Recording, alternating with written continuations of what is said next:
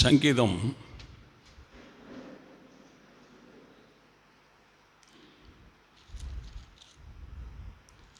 115 சங்கீதம்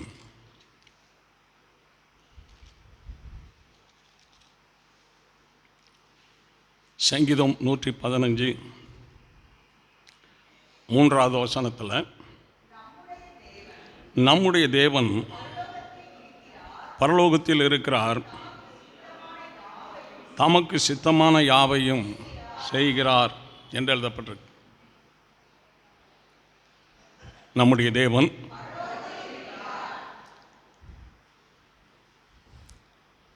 தேவன் என்று சொல்கிறத விட என்னுடைய தேவன் பரலோகத்தில் இருக்கிறார். பரலோகத்தில் இருக்கிற தேவன் என்ன செய்கிறாரு? தமக்கு சித்தமான யாவையும் செய்கிறார். எல்லாரும் கர்த்தரை ஸ்தோத்திரிப்பார். தேவனுக்கு மகிமை உண்டாகட்டும். சில குடும்பத்தில் இருக்கிற குடும்பத்தார் அமெரிக்காவில் இருப்பாங்க, சிங்கப்பூரில், மலேசியாவில், இப்படி சில நாடுகளில் அவங்க இருப்பாங்க. ஆனால் நம்முடைய தேவன் எங்கே இருக்கிறாரு? எல்லாம் எங்கே கவனிங்க. நம்முடைய தேவன் பரலோகத்தில் இருக்கிறார். நம்முடைய தேவன் பரலோகத்தில் இருக்கிறார். அவர் தமக்கு சித்தமான யாவையும் செய்கிறார். தமக்கு சித்தமான யாவையும் செய்கிறார். தேவனுக்கு மகிமை உண்டாகட்டும். இப்போ நம்மளுடைய ஆவிக்குரிய வாழ்க்கை தேவனோடு இசைவாக இருக்கா, தேவனோடு ஐக்கியமாக இருக்குதான்னு பார்க்கணும். தேவனோடு ஐக்கியமாக இருந்து வாழ்கிறது தான் சரியான ஒரு ஆவிக்குரிய வாழ்க்கை. அதன் பிறகு கர்த்தருடைய சத்தியத்தோடு நம்முடைய ஆவிக்குரிய வாழ்க்கையை சேர்ந்திருக்கணும். தேவனை விட்டு வெளியில் போயிடக்கூடாது, சத்தியத்தை விட்டு வெளியில் போயிடக்கூடாது. சபைக்கு மட்டும் வந்துக்கிட்டு போய்கிட்டு இருக்கக்கூடாது. தேவனோடு ஐக்கியம் இருக்கா, சத்தியத்தோடு ஐக்கியம் இருக்குதான்னு நம்ம பார்க்கணும். தேவனுடைய காரியங்களை தேவனுக்கு ஏற்ற மாதிரி நாம் ஆலோசித்து செய்யணும். நம்ம இஷ்டப்படி அதை ஆலோசிக்கக்கூடாது, நம்ம இஷ்டத்துக்கு அதை செய்யக்கூடாது. தப்பு. எல்லாரும் பாய் தந்த ஆண்டவரை துதிப்போம். ஸ்தோத்திரம். தானியேலின் புஸ்தகம் 2ஆம் அதிகாரம் 37வது வசனத்தில் 2வது வரியில், தானியேல் 2:37 2வது வரி, பரலோகத்தின் தேவன் உமக்கு ராஜரீகத்தையும் பராக்கிரமத்தையும் வல்லமையையும் மகிமையையும் அருளினார். யாரு? பரலோகத்தின் தேவன். நம்ம தேவன் எங்கே இருக்கிறாரு? பரலோகத்தில் இருக்கிறார். பரலோகத்தில் இருக்கிற தேவன் தனிப்பட்ட ஒரு மனுஷன் ராஜாவை ஆளுகை செய்யறதுக்கு ராஜரீகத்தையும் பராக்கிரமத்தையும், இந்த பராக்கிரமம்னு சொன்னால் சகலவிதமான யுத்தங்களையும் மேற்கொள்வது. ராஜரீகம்னா சொன்னால் ஆளுகை செய்கிறது. ராஜரீகத்தையும் பராக்கிரமத்தையும் வல்லமையையும் மகிமையையும் அருளினார். இன்றைக்கு அந்த பரலோகத்தின் தேவன் நமக்கு சுகத்தை அருளுவார், பலனை அருளுவார், நல்ல ஒரு வேலையை தருவார், வருமானங்களை தருவார், குடும்பங்களை ஒரு அன்பு ஐக்கியத்தை பரலோகத்தின் தேவன் தருவார். கரங்களை உயர்த்தி ஆண்டவரை துதிப்போம். கரங்களை தட்டி எல்லாரும் ஆண்டவருக்கு நன்றி செலுத்துவோம்.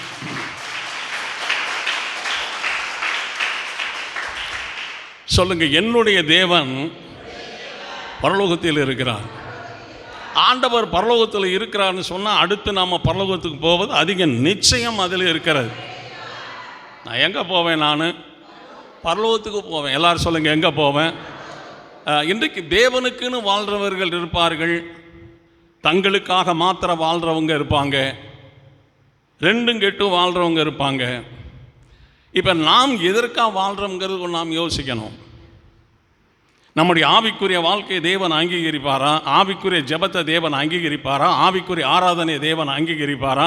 ஆவிக்குரிய மனுஷனாய், மனுஷியாய், மகனாய், மகளாய், ஆவிக்குரிய குடும்பமாய் தேவன் அங்கீகரிப்பாரா? அதை நாம் யோசிக்கணும். எல்லாரும் வாய் தந்த ஆண்டவரை துதிப்போம். நல்லா வாய் தந்து கர்த்தருக்கு நாம் நன்றி செலுத்துவோம். தேவனுக்கு மகிமை. நெகேமியாவின் புத்தகம் 2ஆம் அதிகாரம், நெகேமியா 2:20 2வது வரியில், நெகேமியா 2:20 2வது வரி, பரலோகத்தின் தேவனானவர் எங்களுக்கு காரியத்தை கைகூடி வர பண்ணுவார். முதலாவது, பரலோகத்தின் தேவன் தமக்கு சித்தமானதை செய்வார். 2வது, பரலோகத்தின் தேவன் ராஜரீகத்தையும் பராக்கிரமத்தையும் வல்லமையையும் மகிமையையும் அளிக்கிறார். 3வது, எங்கள் காரியத்தை, எல்லாரும் சொல்லுங்க, எங்கள் காரியத்தை கைகூடி வர பண்ணுவார். எங்கள் காரியத்தை கைகூடி வர பண்ணுவார். எல்லாரும் வாய் தந்த ஆண்டவரை துதிப்போம். பரலோகத்தின் தேவன். அல்லேலூயா. இப்போ தேவனை ஆராதிக்கிற தேவனுடைய ஜனங்களை ஒரு காலம் தேவன் கைவிடவே மாட்டார். எல்லாரும் நம்மளை கைவிட்டாலும் தேவன் கைவிடவே மாட்டார். எல்லாருடைய கரமும் நமக்கு விரோதமாக இருந்தாலும் தேவனுடைய கரம் நமக்கு அனுகூலமாகவே இருக்கு.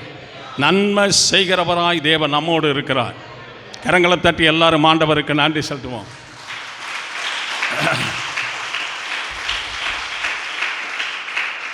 தேவனுக்கு மகிமை உண்டாகட்டும். நம்ம குடும்பத்தில் நாம் ரட்சிக்கப்பட்டிருக்கிறோம் அப்படின்னு சொன்னால், குடும்பத்தில் ரட்சிக்கப்படாதவர்கள் எல்லாரையும் கர்த்தருக்குள்ளே கொண்டு வர்றது எப்படிங்கிறத நாம் யோசிக்கணும். தேவன் இருக்கிற இடத்துல ஆசீர்வாதம் இருக்கும், பிசாசு இருக்கிற இடத்துல சாபம் இருக்கும். தேவனுக்கென்று வாழ்கிற பரிசுத்த வாழ்க்கையில் ஆசீர்வாதம் இருக்கும்.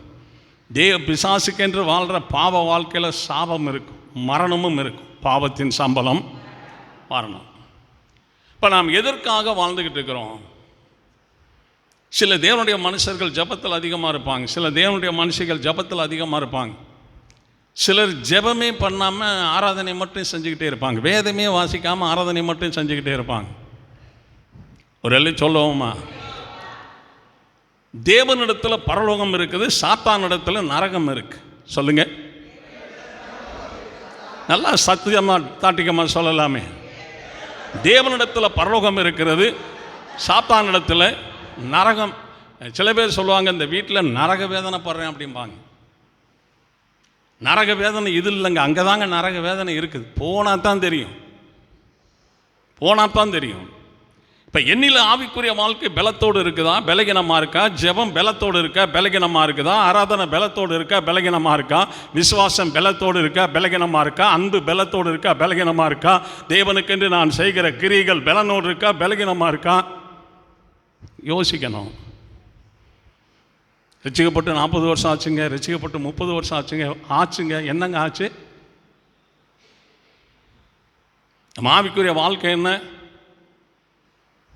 ரட்சிக்கப்பட்டு 30 வருஷம் ஆச்சு. இன்றைக்கு இந்த வாரம் செய்தியை கொடுங்கப்படுறதுன்னு சொன்னால் என்ன செய்யணும்? சொல்லுங்கள், என்ன செய்யணும்? பேசணுங்க. எல்லாரும் வாய் தந்த ஆண்டவரை துதிப்பாங்க. கரங்களை தட்டி எல்லாரும் ஆண்டவருக்கு நன்றி செலுத்துவோம். நல்ல கரங்களை தட்டி ஆண்டவரை மகிமைப்படுத்துவோம். ஆமென். 2 நாளாகமும் 7ஆம் அதிகாரம் 17வது வசனத்தில், 2 நாளாகமும் 7:17 7:14 என் நாமம் தரிக்கப்பட்ட என் ஜனங்கள் தங்களை, எல்லாரும் சொல்லுங்க, தங்களை தாழ்த்தி ஜெபம் பண்ணி என் முகத்தை தேடி தங்கள் பொல்லாத வழிகளை விட்டு திரும்பினால் அப்பொழுது பரலோகத்தில் இருக்கிற நான் கேட்டு அவர்கள் பாவத்தை மன்னித்து அவர்கள் தேசத்துக்கு சேமத்தை கொடுப்பேன். பார்த்தீங்களா? தேசத்துக்குங்கிறாருங்க. தமக்கு சித்தமானதை செய்கிறார். தனி மனுஷனுக்கு ஒரு ராஜரீகத்தை கொடுக்கிறார். தனி ஒரு மனுஷனுக்கு காரியத்தை கைகூடி வர பண்ணுகிறார். இந்த இடத்துல தேவன் சொல்கிறாரு, தேசத்துக்கே நான் என்ன செய்வேன்? சேமத்தை கட்டளிடுவேன். எத்தனை தேசங்கள் ஜலப்பிரளயத்தினால் அழிஞ்சிக்கிட்டு இருக்குன்னு தெரியாது, நமக்கு தெரியாதுங்க. எத்தனை ஜனங்கள் மண்ணோடு புதைந்து போனாங்க, எத்தனை பேர் தண்ணியோடு அரிச்சுக்கிட்டு போகப்பட்டாங்க. ஆடு மாடுகள் எல்லாம் தண்ணியில் போயிடுச்சு, தண்ணியில் போயிடுச்சு. புயல் வரும்னு தான் சொல்லுவாங்க, புயல் வராமல் தடுக்க மாட்டாங்க. பெரும் மழை வரும்னு சொல்லுவாங்க, தடுக்க முடியாது. பூகம்பம் வரும், தடுக்க முடியாது. மரணம் வரும், தடுக்க முடியாது. எல்லாத்தையும் சர்வத்தையும் ஆளுகை செய்து நடத்துகிறவர் நம்முடைய ஆண்டவராகிய இயேசு கிறிஸ்து. அவர் பரலோகத்தில் இருக்கிறார். எங்கே இருக்கிறார்? பரலோகத்தில் இருக்கிறார். தேவன் பரலோகத்தில் இருக்கிறார். அவர் வருகைக்காக நாம் என்ன செய்கிறோம்? எதிர்பார்த்துக்கிட்டு இருக்கிறோம். ஆண்டவர் வரும்போது அழகு தேவையில்லை. ஆண்டவர் வரும்போது இந்த வீடு, சோத்திரம், வேலை, நம்ம கையில் இருக்கிற பணம், நம்ம கைக்குண்டான எல்லாம் நமக்கு தேவையில்லை. ஆண்டவர் வரும்போது பரிசுத்தம் ஒன்று மாத்திரமே நம்மிடத்தில் இருக்க வேண்டும்.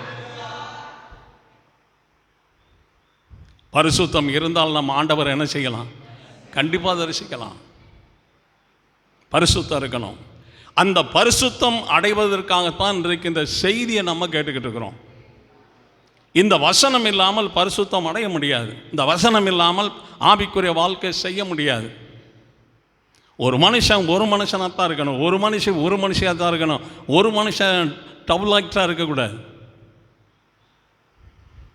எல்லாரும் பாய் தந்த ஆண்டவரை துதிப்பாங்க.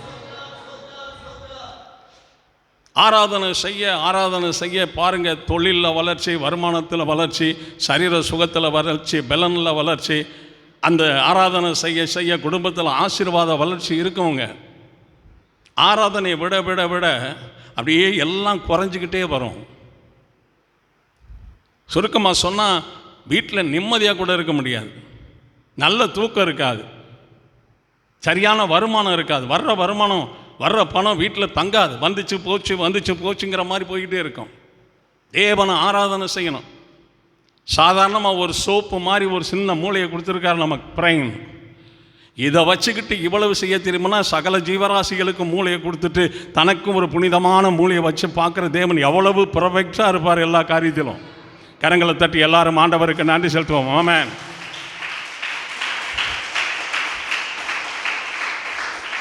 ஒரு எல்லை சொல்லுவோமா? மத்தேயின் புத்தகம் 18ஆம் அதிகாரம் 19 கடைசி 2 வரியில், மத்தேயு 18:19 கடைசி 2 வரி, பரலோகத்தில் இருக்கிற என் பிதாவினால் அது அவர்களுக்கு உண்டாகும் என்று உங்களுக்கு சொல்கிறேன்.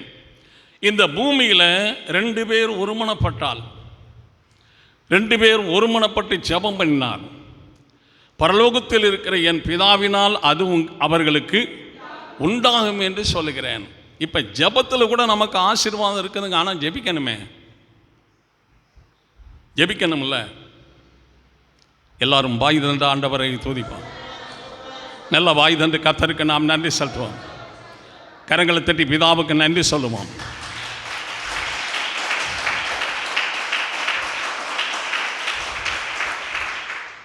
ரெண்டு கொரிந்தியர்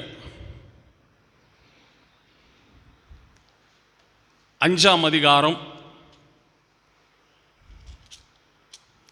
2 கொரிந்தியர் 5ஆம் அதிகாரம் 1வது வசனத்தில் 2வது வரியில், தேவனால் கட்டப்பட்ட கைவேலை அல்லாத நித்திய வீடு பரலோகத்தில் நமக்கு உண்டு என்று அறிந்திருக்கிறோம். இங்கே ஒரு வீடு இருக்குங்க. ஏதோ வாடகை வீடோ, ஒத்தி வீடோ, சொந்த வீடோ ஒரு வீடு இருக்குது. ஆனால் இன்னொரு வீடு பரலோகத்தில் நமக்கு எல்லாருக்கும் இருக்குது.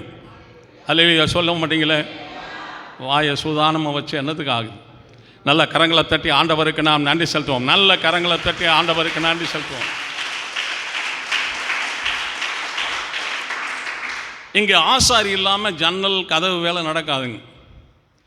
கிரில் மற்ற வேலை செய்கிறவங்க இல்லாமல் இந்த ஜன்னல் கிரில் வேலையெல்லாம் நடக்காது. கொத்தனார் இல்லாமல் இந்த செவுரு இந்த பீமெல்லாம் போட முடியாது. இதெல்லாம் கை வேலை, கைப்பட்டு நடந்த வேலைகள்.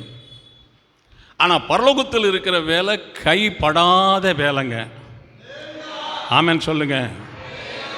பரலோகத்தில் இருக்கிற வேலை எந்த கையும் படாத வேலை. அது ஆண்டவர் இயேசுவின் வார்த்தையினால் உண்டாகிறதான அந்த வேலை.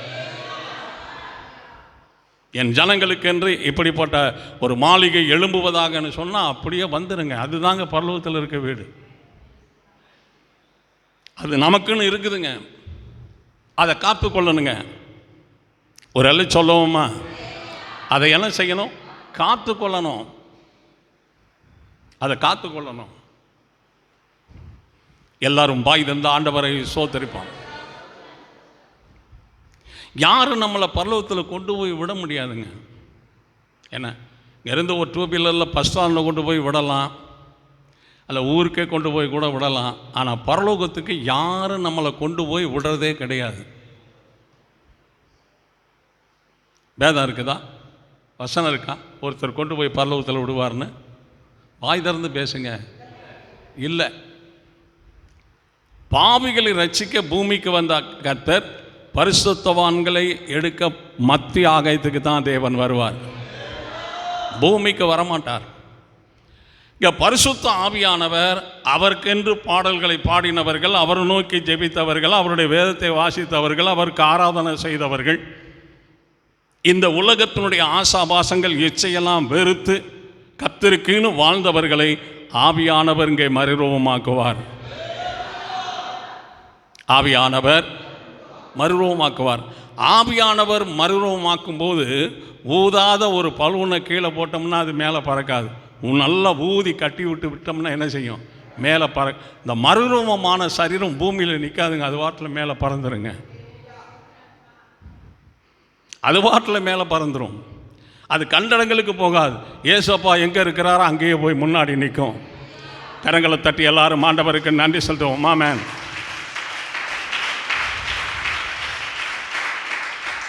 ஆண்டவருடைய ஆராதனையா அவருடைய சித்தப்படி, அவருடைய திட்டப்படி, அவருடைய வசனத்தின்படி கரெக்டாக நம்ம ஆராதனை செய்யணுங்க. நம்முடைய இஷ்டத்துக்கு நாம் செய்கிறோம்னா அது கர்த்தர் அங்கீகரிக்க மாட்டார். நம்முடைய இஷ்டத்துக்கு நாம் செய்தால் கர்த்தர் அங்கீகரிக்க மாட்டார். தேவனுடைய சித்தப்படியே சகோதரர்களும் சகோதரிகளும் கர்த்தருக்கு ஆராதனை செய்யணும். இந்த பூமியில் நான் இருந்தபோது ஒரு ஆராதனை விட்டுட்டேன்னு பரலோகராஜா சொல்லாதபடிக்கு நாம் கரெக்டாக ஆராதனை செய்யணும். 6 நாள் உன் வேலைகளை 7ஆம் நாளோ பார்த்து சொல்லுங்க. 7ஆம் நாளோ உன் தேவனாகிய கர்த்தருடைய அதில் நீயானாலும் குமாரனானாலும் குமாரத்தியானாலும் வேலைக்காரனானாலும் வேலைக்காரியானாலும் எருதானாலும் கழுதையானாலும் உன் வாசலில் இருக்கிற அந்நியனானாலும் யாதொரு வேலையும் செய்யக்கூடாதுன்னு சொல்லியிருக்கிறார்.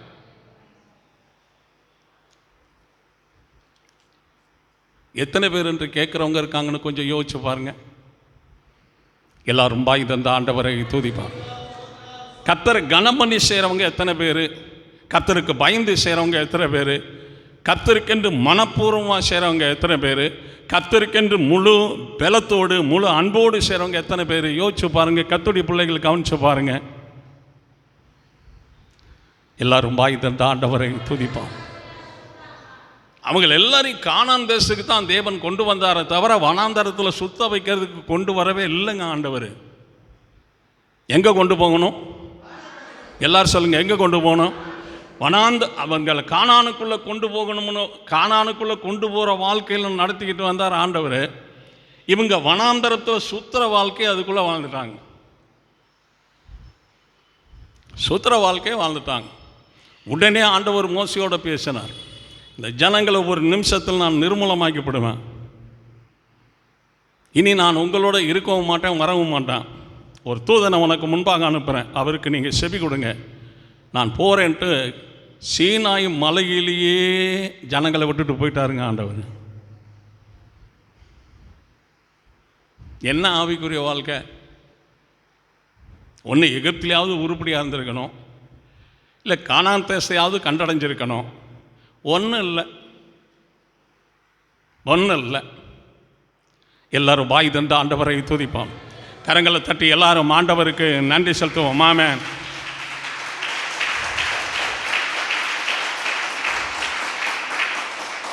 இது கடைசி வேலை, ஃபைனல். இதில் சகோதரர்கள் எல்லாரும் வருகையில் போகணும், சகோதரிகள் எல்லாரும் வருகையில் போயிடணுங்க. வருகையில் போயிட்டோம்னா நம்ம கிறிஸ்துவோடு கூட இருப்போம். வருகையில் கைவிடப்பட்டால் அந்தி கிறிஸ்தன் காலத்தில் போய் இணைய வேண்டியது இருக்கும். கரங்களை தட்டி எல்லாரும் ஆண்டவருக்கு நன்றி செலுத்துவோம்.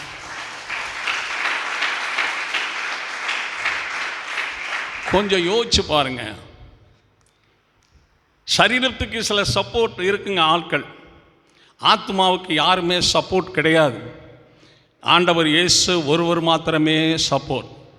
அவருடைய புனித அரமனைக்குள்ளே யார் யார் வந்து போகிறா, யார் யார் வராமல் இருக்கிறா, யார் நிறைவாக செய்கிறா, யார் குறைவாக செய்கிறா, அத்தனையும் கர்த்தருடைய கண்கள் நேருக்கு நேராக பார்த்து கொண்டே இருக்கும்.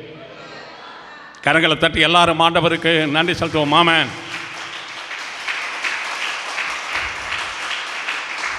நான் எதை செய்தாலும் கர்த்தருக்கென்று நான் மனப்பூர்வமாக செய்யணும். எதை செய்தாலும், எல்லாரும் சொல்லுங்கள், எதை செய்தாலும் மனப்பூர்வமாக செய்யணும் கர்த்தருக்கென்று. கர்த்தர் நமக்கு கொடுத்த மகனை எப்படி வளர்க்குறோம், கர்த்தர் நமக்கு கொடுத்த மகளை எப்படி வளர்க்குறோம், கர்த்தர்கிட்ட போகிற மாதிரி வளர்க்குறோமா? அவங்க பாடல்களை நல்லா பாடுவாங்களா, ஜெபங்களை நல்லா பண்ணுவாங்களா, வசனங்கள்லாம் தெளிவாக அவர்களுக்கு தெரியுமா, ஆராதனை செய்கிற முறைமைகள் அவர்களுக்கு தெரியுமா? சவுல் எப்படியாவது தாவீதை கொன்று தான் பிழைக்கணும்னு நினச்சார். இன்றைக்கு அநேகர் அப்படி தாங்க, பக்க வழியில் சம்பாதிக்கிறது தான் நினைப்பாங்க. நியாயமாய் வர்றதை வச்சு வாழணுங்கிற விருப்பம் அநேகருக்குள்ள உலகத்தில். எல்லாரும் வாய் தந்த ஆண்டவரை துதிப்போம். சவுல் தாவீதை கொன்று தான் வாழணும்னு நினைச்சார். தேவன் சவுலை கொன்று தாவீதை வாழ வைத்தார். கரங்களை தட்டி எல்லாரும் ஆண்டவருக்கு நன்றி செலுத்துவோம். ஆமென்.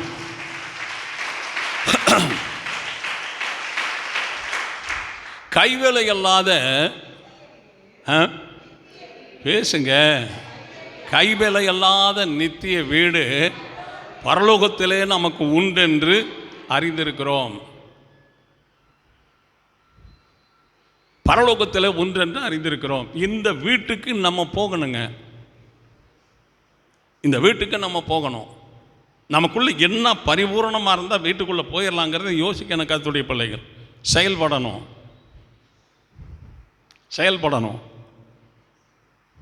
ஆசிரியர் கிளாஸில் நின்று பாடத்தை படிக்க வைப்பார், கேள்விகளை எழுதி போடுவார். அவ்வளவுதாங்க அவருடைய வேலை. படிக்கிறதும் மாணவனும் மாணவியுமாக படித்து மனப்பாடம் பண்ணணும். எழுத்துக்களை பார்த்து பிழையில்லாமல் எழுதணும். வாசிக்கிறதும் பிழை இல்லாமல் வாசிக்கணும், எழுதுறதும் பிழை இல்லாமல் எழுதணும். அப்போ தான் மார்க் வாங்க முடியும். இப்போ அகில உலகத்திலும் இருக்கிற பரிசுத்தவான்களுக்கு, பரிசுத்த சௌரிகளுக்கு எல்லாருக்கும் ஆண்டவர் இந்த பரிசுத்த வேதத்தை எல்லாருடைய கரத்திலும் கொடுத்திருக்கிறார். நீ பிரசங்கத்தை மட்டும் கேட்காத, வீட்லேயும் டெய்லியும் வாசி. வேதத்தை என்ன செய்ய, வீட்லேயும் வாசி. சத்தியத்தை கேட்டு தேடி கண்டுபிடிச்சு கை கொண்டு வாழுங்க. நான் வர்றேன் சீக்கிரமா. அல்லேலூயா. உங்கள் கிரிகளுக்கு நான் என்ன செய்வேன், பலனளிப்பேன். உங்கள் கிரிகளுக்கு பலனளிப்பேன், நான் பலனளிப்பேன். எல்லாரும் வாய் தந்த ஆண்டவரை துதிப்போம். மத்தேயின் புஸ்தகம்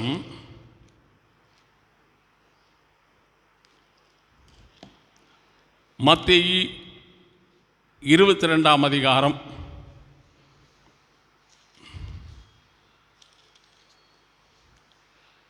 22:30 2வது வரியில், அவர்கள் பரலோகத்தில், இங்கே எல்லாரும் மனுஷரோடு மனுஷராய் வாழ்ந்து கொண்டு இருக்கிறோம். நம்ம பரலோகத்துக்கு போகும்போது எப்படி இருப்போம்?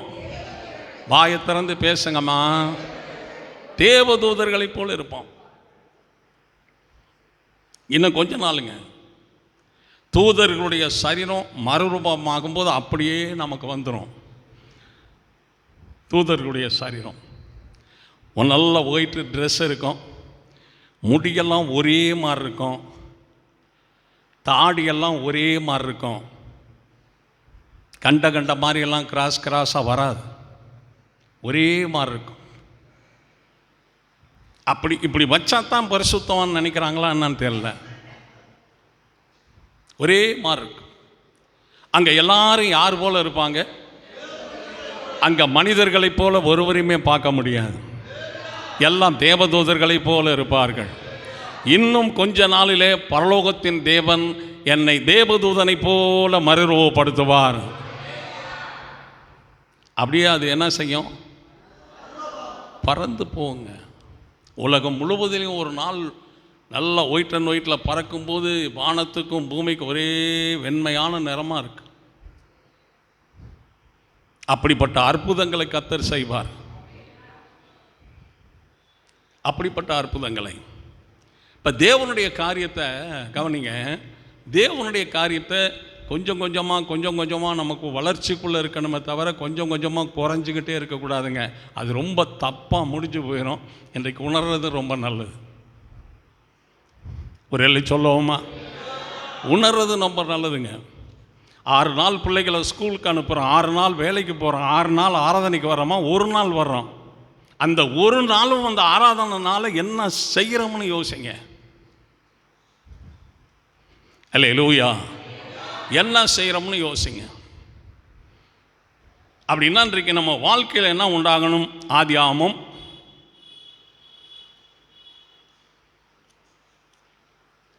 28ஆம் அதிகாரம் 16வது வசனத்தில், ஆதியாகமம் 28:16 யாக்கோப்பு நித்திரை தெளிந்து, இப்போ யாக்கோப்புக்கு என்ன தெளிந்தது? என்ன வந்தது? விழிப்பு வந்தது.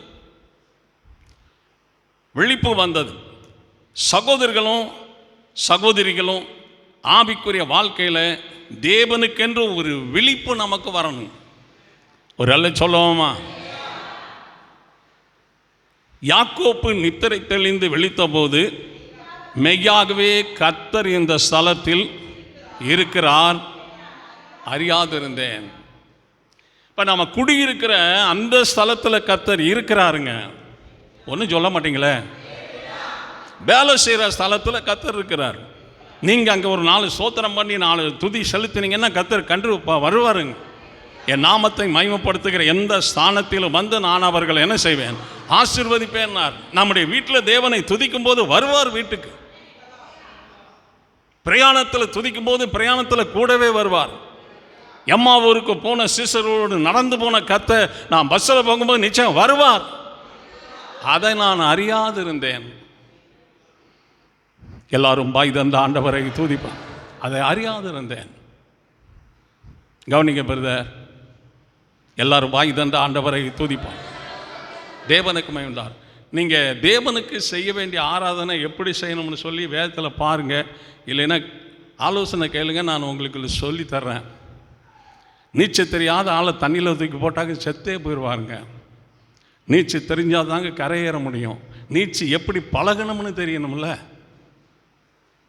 எப்படி பழகணும்னு தெரியணும்ல. 2 வீலர் பழகாத ஆளுக்கிட்ட கொடுத்தா ஒன்றும் செய்ய முடியாதுங்க. எல்லாரும் பாய் தண்ட ஆண்டவரை துதிப்பார்.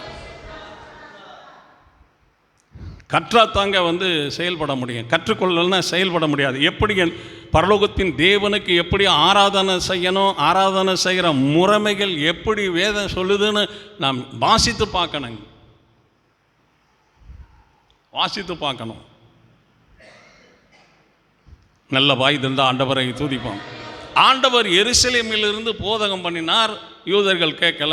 சீசர்கள் போதகம் பண்ணாங்க, கேட்கல. தீர்க்கதரிசிகள் போதகம் பண்ணினாங்க, கேட்கல.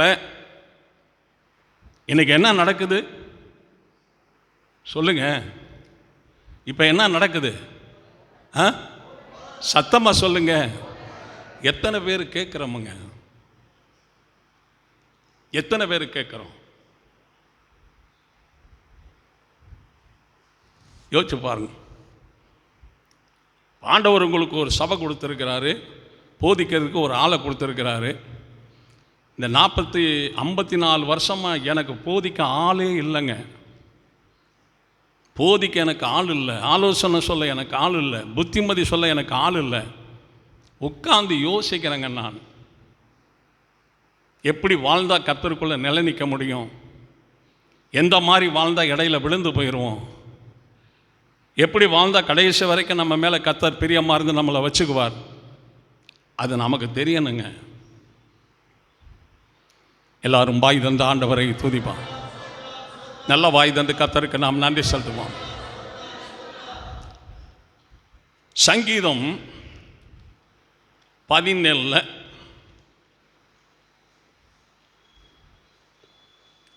சங்கீதம் 17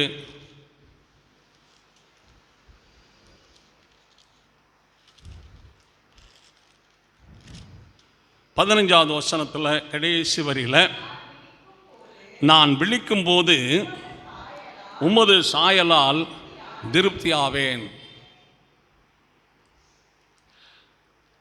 யாக்கோப்பு நித்திரை தெளிந்து விழித்த போது கர்த்தர் இந்த ஸ்தலத்தில் இருக்கிறார்னு உணர்ந்தார்.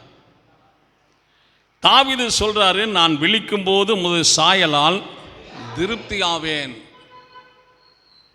இங்கே வேலையில் திருப்தி, உணவில் திருப்தி, உடையில் திருப்தி, ஒரு சரீரத்தில் ஒரு திருப்தி, எதுவுமே இங்கே உலகத்தில் திருப்தியே இல்லைங்க. திருப்தி அடையவே முடியாதுங்க. 10,000 கோடி ஒரு மனுஷனுக்கு சொத்து வந்த பிறகு கூட பழையபடியும் அந்த நீதி இல்லாத வருமானங்களால் வர பணங்களை சேமித்து வைக்க தான் முயற்சி பண்ணுறாங்க. பொருளால் திருப்தி கிடையாது. திருப்தி செய்யாத பொருள் என்று கர்த்தர் சொல்லியிருக்கிறார். நம்ம கையில் எவ்வளோ வருமானம் வந்துச்சுங்க. வந்த வருமானத்தில், வந்த பணத்தில் திருப்தி அடைஞ்சிருக்கிறோமா? ட்ரெஸ்ஸு உடுத்தி திருப்தி அடைஞ்சிருக்கிறோமா? சாப்பிட்டு திருப்தி அடைஞ்சிருக்கிறோமா? சூரியனுக்கு கீழே திருப்தி இல்லைங்க. அவருடைய சாயலில் தான் நம்ம எல்லாருக்கும் திருப்தி இருக்கு. அந்த சாயலால் நான் என்ன செய்வேன்? திருப்தியாவேன். ஆமாங்க. ஒரு பரிசுத்தவான் தேவையில்லாமல் வெளியில் போய் சுத்தக்கூடாதுங்க. ஒரு பரிசுத்த சகோதரி தேவையில்லாமல் வெளியில் சுத்தக்கூடாது. அது தீட்டுப்படும், கரைப்படும், கர்த்தருக்கு விரோதமான செயல்கள் அதில் முளைச்சி எழும்பும். தேவாலயத்தில் நான் செய்து கொடுப்பேன். வீட்டுக்கு போனேன்னா வீட்டிலே தான் இருப்பேன். வெளியில் போய் எங்கேயும் நான் சுற்றுறது கிடையாது. நீங்கள் தேவனுடைய ஆலயமாக இருக்கீர்கள் என்றும் தேவனுடைய ஆவி உங்களில் வாசமாக இருக்கிறார் என்றும் அறியாதிருக்கிறீர்களா? ஒருவன் தேவனுடைய ஆலயத்தை கெடுத்தால் அவன் தேவனுக்கு எடுப்பார். தேவனுடைய ஆலயம் பரிசுத்தமாக இருக்கிறது, நீங்களே அந்த ஆலயம்னு சொல்லியிருக்கிறார். அப்படின்னா நாம் எல்லாரும் தேவனுக்கு, அது பரிசுத்தமாக இருக்கு. அந்த ஆலயத்தை ஒருவன் கெடுத்தால் அவனை தேவன் கெடுப்பார் என்று எழுதப்பட்டிருக்கு.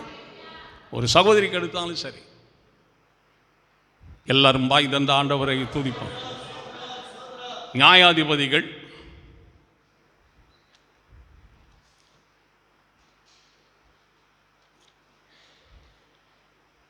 16ஆம் அதிகாரம்.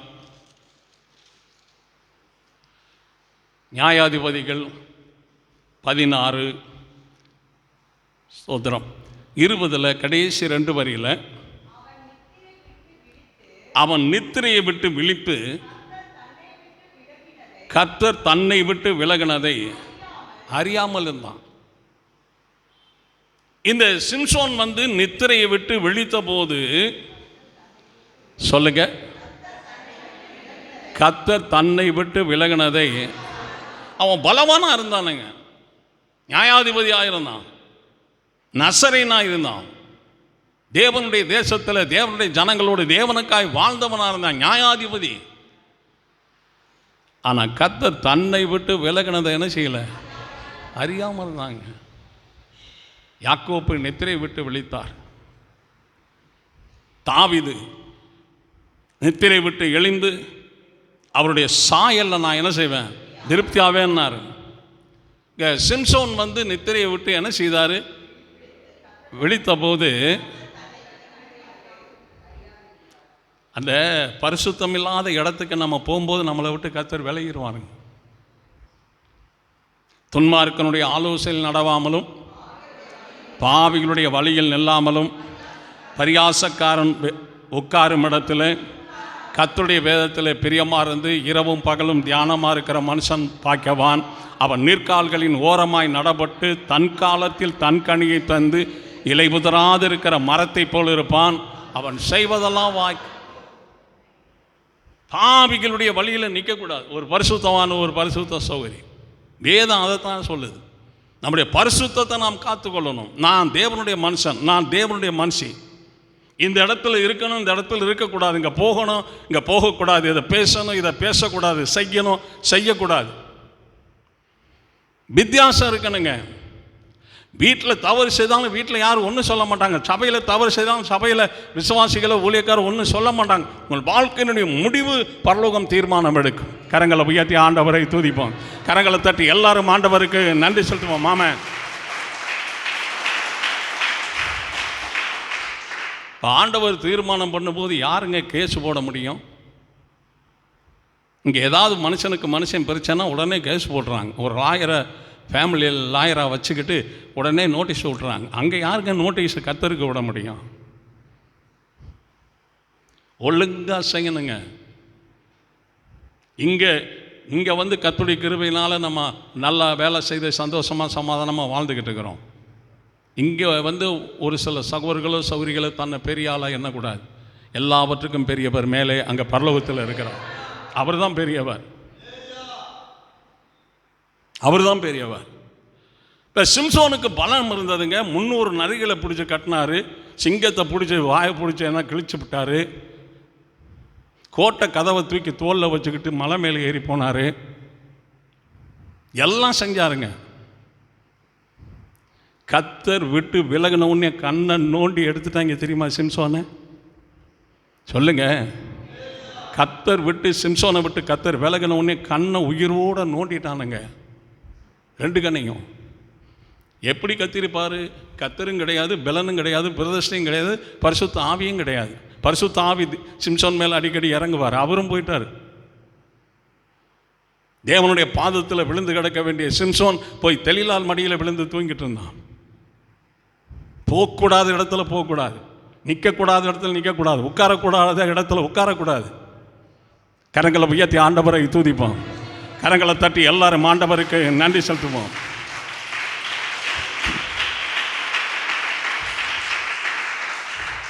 வெளிப்படுத்தின விசேஷம் 3ஆம் அதிகாரம்,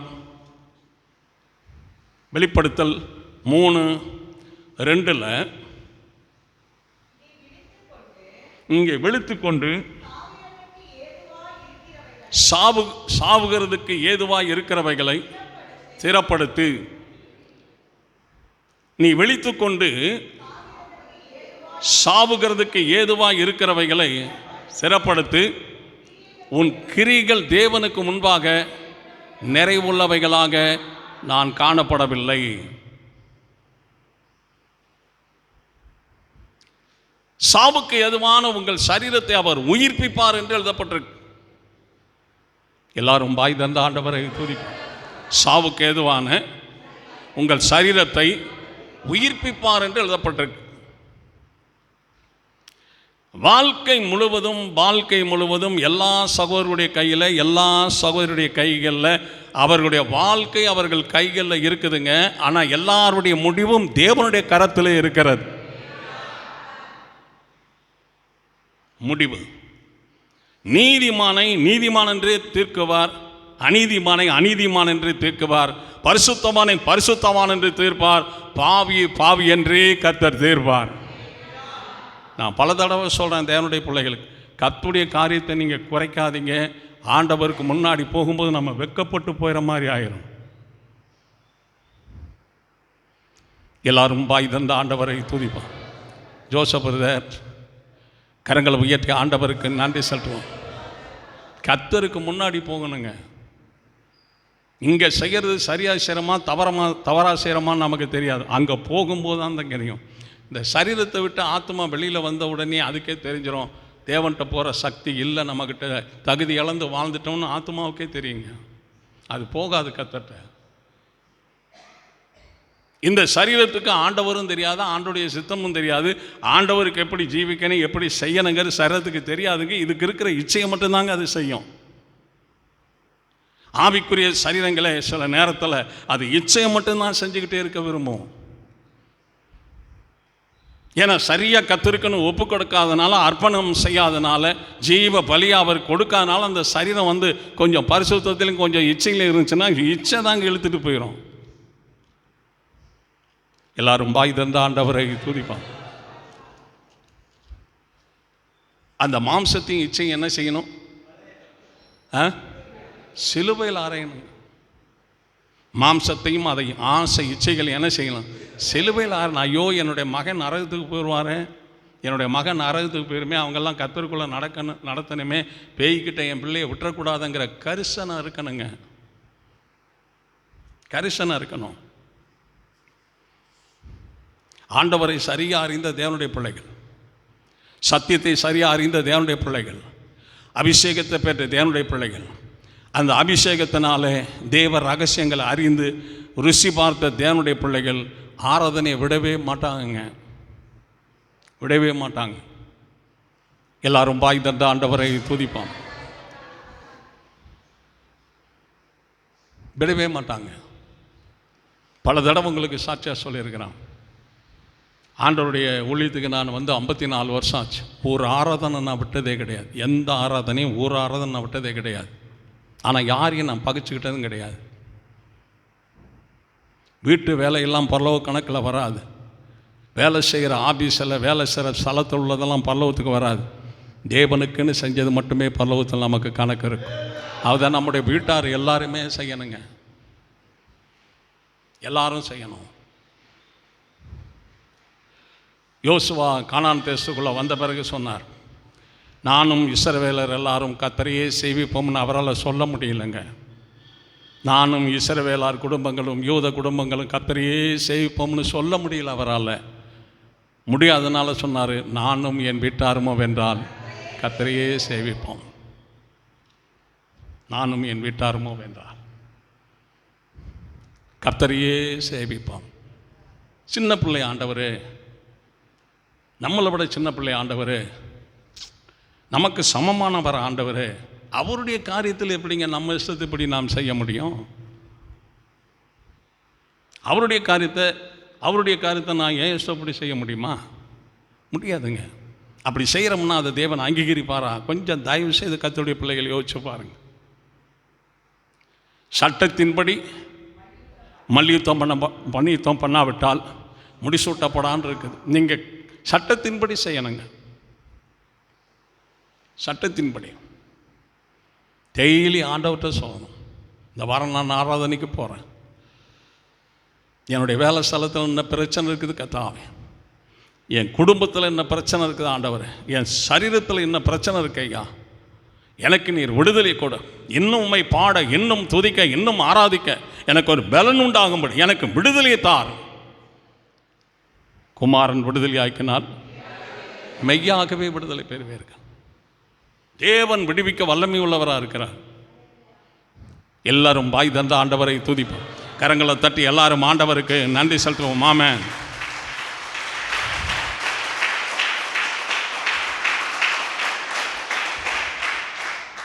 ஒன்று தெசலோனிக்கேயர் எல்லாரும் எடுங்க.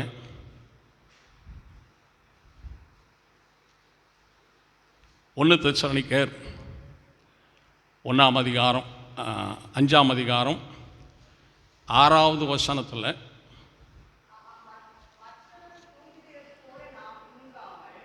மற்றவர்கள் தூங்குறது போல நாம் தூங்காமல் விழித்து கொண்டு தெளிந்தவர்களாக இருக்க கடவோம்.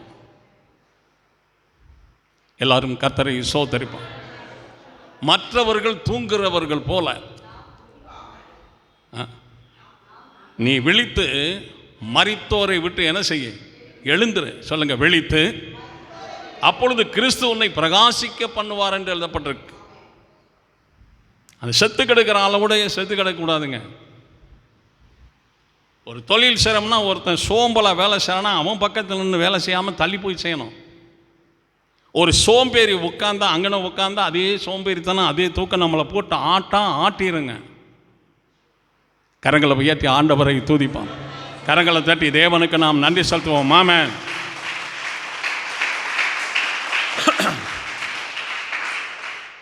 நாம் பாடுறத தேவன் அங்கீகரிக்க, ஜெபிக்கிறது தேவன் அங்கீகரிக்க, ஆராதனை செய்கிற தேவன் அங்கீகரிக்க, ஆலயத்தில் வர்ற வருத்தையும் போகிற போக்கையும் தேவன் அங்கீகரிக்கிற மாதிரி நம்ம வாழணுங்க. நீ போகையிலும் ஆசீர்வதிக்கப்பட்டிருப்பாய், வரையிலும் என்ன செய்வாய்? அப்போ தேவனுக்கென்று வரும்போது, தேவனுக்கென்று போகும்போது ரெட்டிப்பான ஆசீர்வாதம் நடக்கிறதுல இருக்குதுங்க. தேவன் அதை செய்ய வல்லமை உள்ளவராக இருக்கிறார். நான் பாருங்கள், ஆலயத்தில் வரும்போது கர்த்தருடைய ஆராதனை நடக்கும்போது ஒரு நொடி நான் விலகி நம்ம நடத்துகிறான்னு பாருங்கள், ஒரு நொடி செய்ய மாட்டாங்க. அப்படி ஒரு நொடி நான் கர்த்தருடைய காரியத்தை விலகி நம்ம சிரமம்னா என் ஆண்டவருக்கு நான் துரோகம் பண்ணுறேன்னு அர்த்தம். கரங்களை தட்டி எல்லாரும் ஆண்டவருக்கு நன்றி செலுத்துவோம். ஆமென்.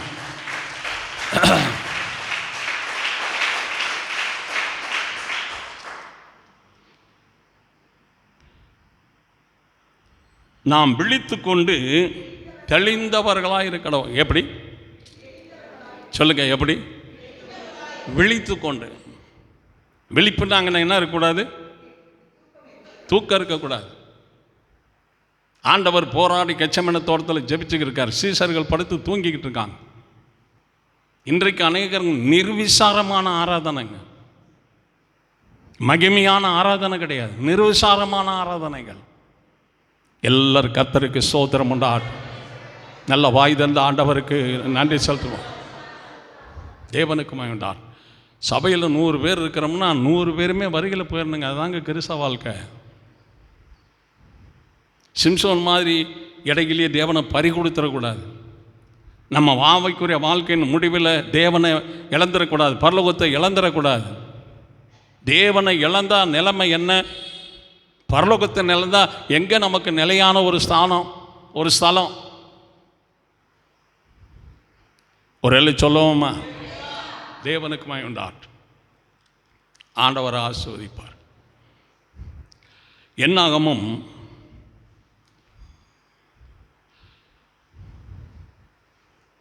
12ஆம் அதிகாரம்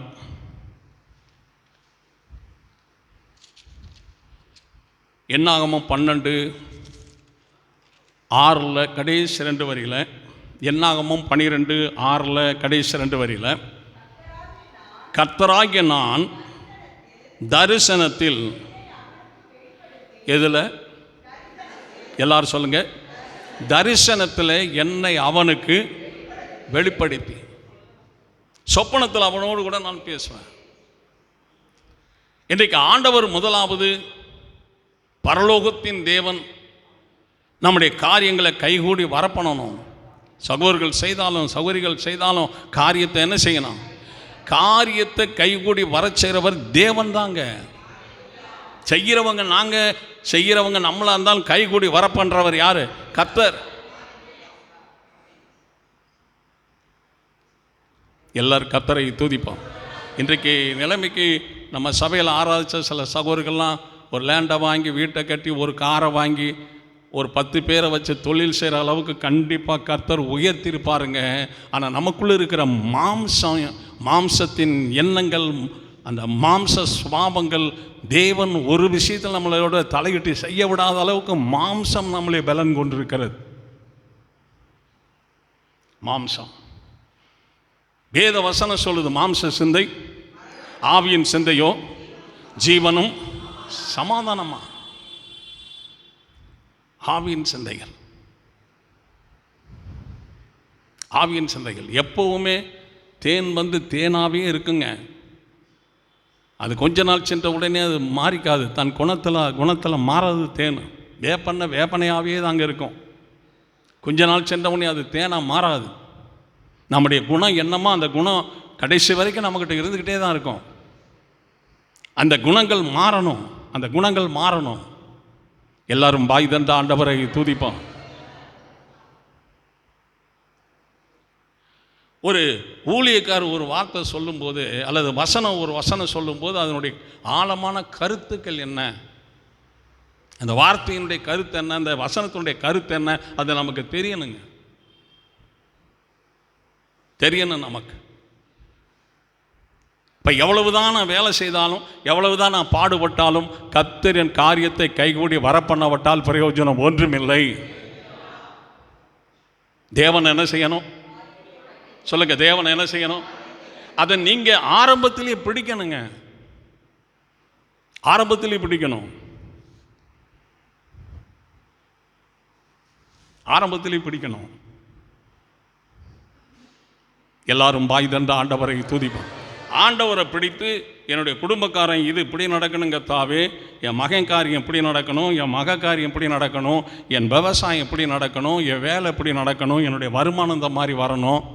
அப்படி வரும்போது நான் இன்னும் உண்மை கனம் பண்ணுவேன், இன்னும் உண்மை ஆராதிப்பேன், இன்னும் உம்முடைய நாமத்தை மயப்படுத்துவேன், இன்னும் உம்மோட ஐக்கியமாவேன். என்னுடைய ஆவி ஆத்மா சரீரத்தை ஜீவ பலியா என் பரலோகத்தின் தேவனுக்கென்று நான் ஒப்பு கொடுப்பேன்.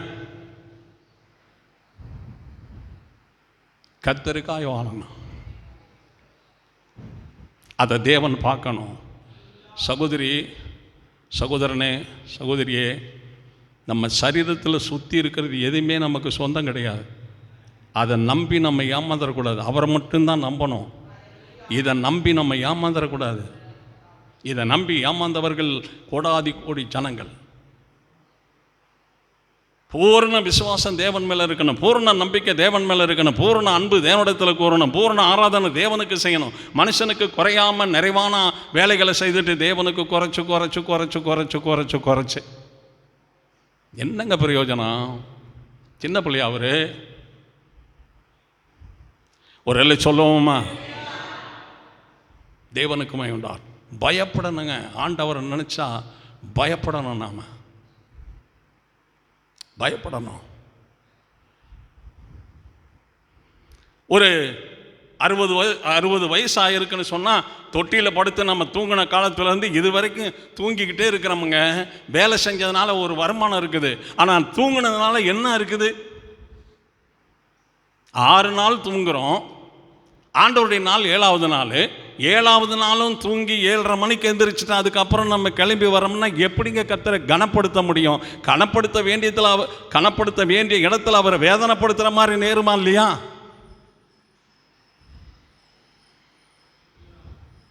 எல்லாரும் பாய் தந்த ஆண்டவரை துதிப்போம்.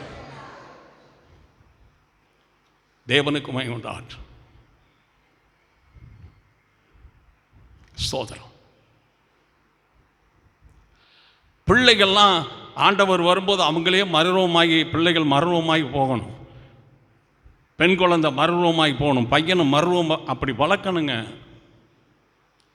பிரதர், ஒரு எழுதி சொல்லுவோமா? அப்படி வளர்க்கணுங்க. ஞாயிற்றுக்கிழமை ஆராதனை விட்டால் கண் கலங்கணுங்க. நான் கர்த்தரை ஆராதித்த நாட்களில் தேவனுடைய தாசன் ஒரு அம்மா கீழே விழுந்துட்டாங்கன்னு சொல்லி அவங்களுக்கு ப்ரேயர் பண்ணுறதுக்காக கிளம்பிக்கிருந்தார். ஐயா நானும் வரலாமா அப்படின்னு சொல்லி கேட்டேன். வாப்பா அப்படின்னார். எல்லாரும் போனோம். அந்த அம்மா என்கிட்ட சொல்லி அழுகிறாங்க. ஆண்டவர் ஏற்றுக்கொண்ட நாளிலிருந்து ஒரு நாள் ஆராதனை விட்டதே கிடையாதுயா. இந்த குடத்தை தூக்கிட்டு இந்த படிக்கட்டில் ஏறினேன், படிக்கட்டு வலிக்கு விட்டு கீழே விழுந்து இடுப்பில் அடிபட்டுருச்சுயா. இன்றைக்கு நான் ஒரு ஆராதனையை விட்டுட்டையான்னு அழுதாங்க. எனக்கு அந்த அம்மா ஒரு போதனை பண்ண மாதிரி சுருக்குன்னு எனக்கு உரைச்சிச்சு. அசால்ட்டு பாருங்க, அலட்சியம் பாருங்க. இயேசு கிறிஸ்துவ ஒரு எல்லை சொல்லுவோமா? தேவனுக்கு மகிமை. ஆண்டவருக்கு என்ன, நம்ம 1000 வேலையை செய்கிறோம், ஒரு வேளை ஆராதனை அதையே போட்டு இழுபறி பொலிபறியாக செஞ்சால் இது என்ன பிரயோஜனம்? தயவுசெய்து கர்த்தருடைய பிள்ளை யோசிச்சு பாருங்க.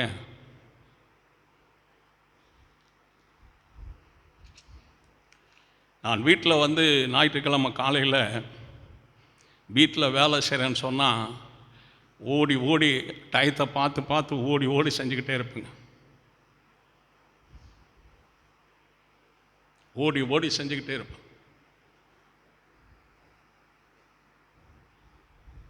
எல்லாரும் கர்த்தரை ஸ்தோத்திப்போம். அந்த டயத்துக்கு வீட்டை பூட்டிட்டு கீழே இறங்கிறவன்.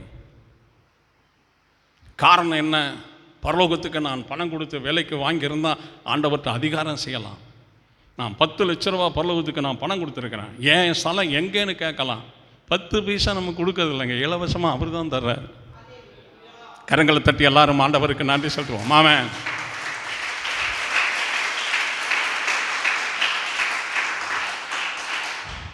இலவசமாக தர்றாருங்க.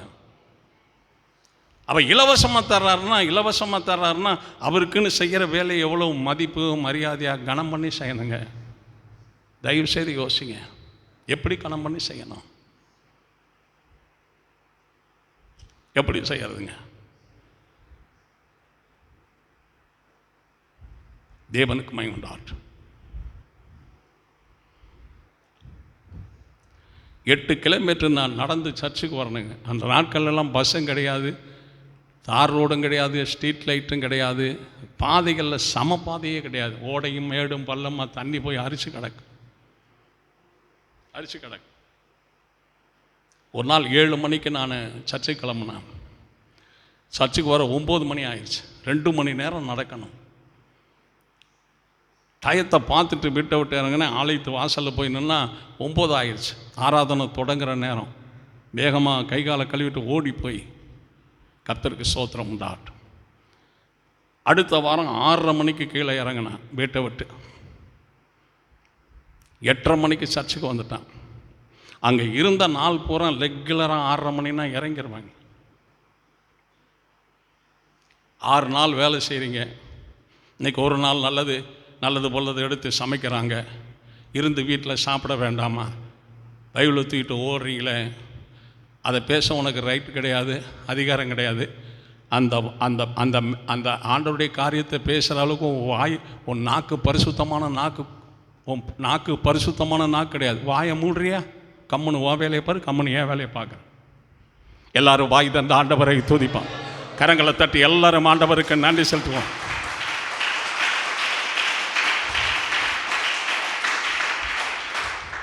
அன்புங்க, அன்பு.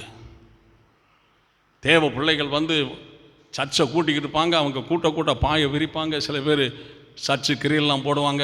பெரியவங்களுக்கு சில பேர் சேரெல்லாம் போடுவாங்க.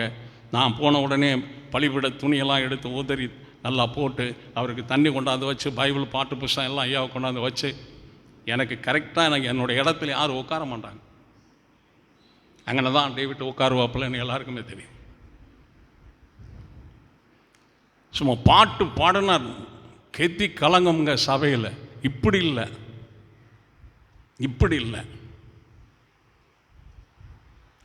எப்படி பாட்டு பாடுறதுங்கிறது நமக்கு தெரியலைங்க. சங்கீதம் 101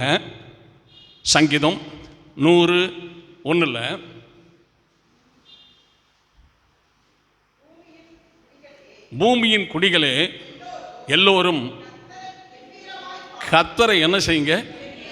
எல்லாரும் சொல்லுங்க, கர்த்தரை. இப்போ பாட்டு ஆராதனை எப்படி செய்யணும்னா இந்த வசனங்களை வாசிக்கணும். இந்த வசனங்களை வாசிக்கணுங்க. அப்போ தான் தெரியும். சும்மா வந்து உட்காந்துட்டு போகிறது இல்லைங்க. தம்பிமார்கள்லாம் வந்தால் சும்மா டக்குன்னு அடித்து பாடணுங்க பாட்டு. சோதரம்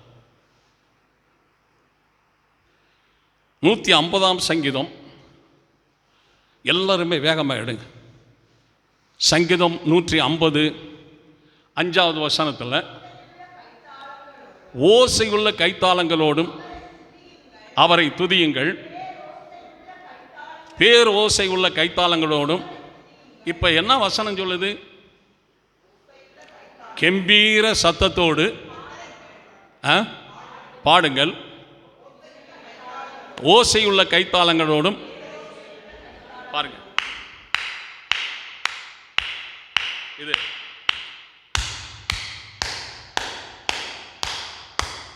இது பேரோசை உள்ள கைத்தாளம். பேரோசை உள்ள கைத்தாளம் பாடுனா அப்படியே ஆவியானவர் நமக்குள்ள பூரணமாக இறங்குவார். கரங்களை தட்டி எல்லாரும் ஆண்டவரை துதிப்போம்.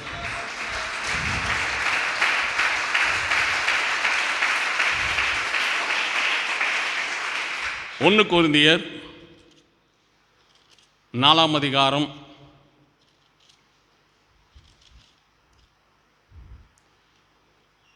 5வது வசனத்தில் கடைசி 2 வரியில், 1 கொரிந்தியர் 4:5 கடைசி 2 வரி, இருதயங்களின் யோசனைகளை வெளிப்படுத்துவார்.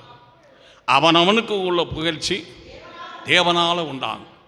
இப்போ ஒரு சகோதரனுக்குடைய இருதயத்துக்குள்ள ஒரு யோசனை இருக்குது அப்படின்னு சொன்னால், ஒரு சகோதரி இருதயத்தில் யோசனை இருக்குன்னு சொன்னால், அந்த யோசனை அவங்களுக்கே தெரியாதுங்க.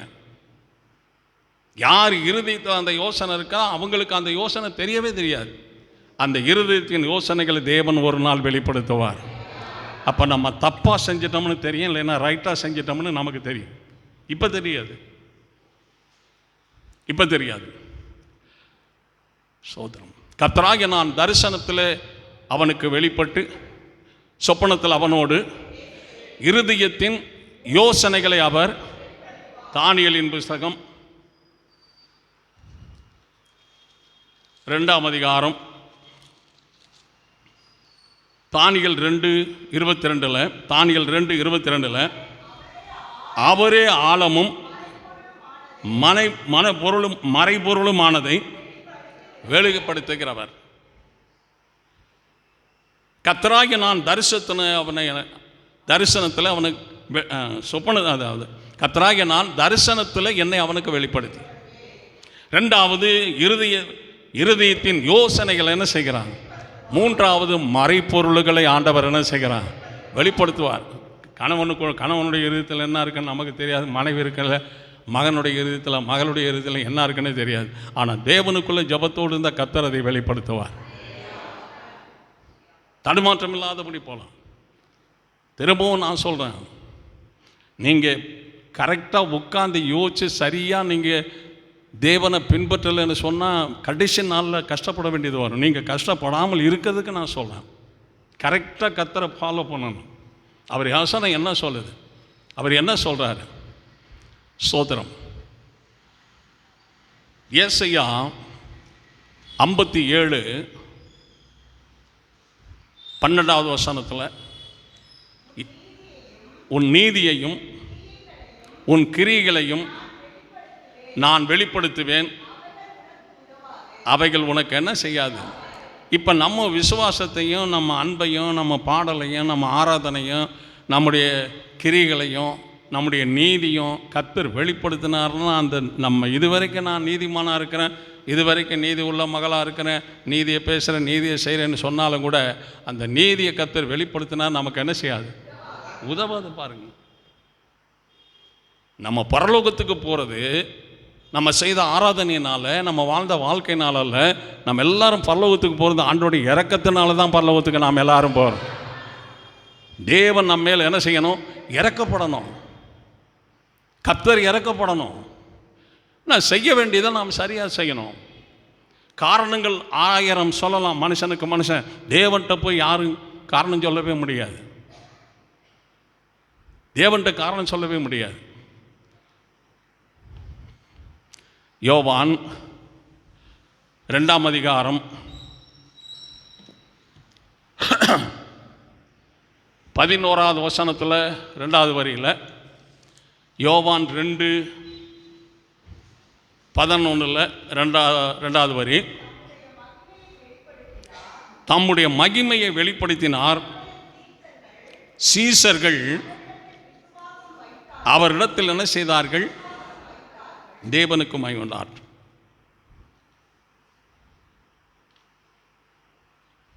எல்லாரும் வாய் தந்து ஆண்டவரை